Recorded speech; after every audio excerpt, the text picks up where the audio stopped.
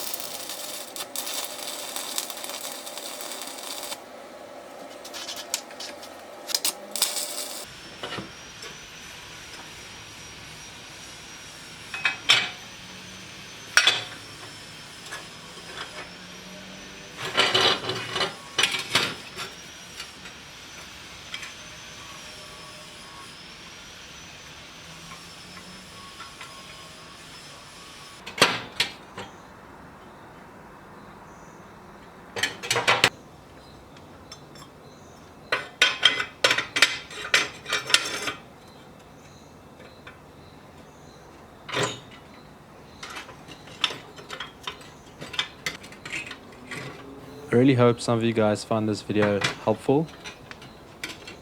If you do find this video helpful, please consider subscribing and maybe even liking the video.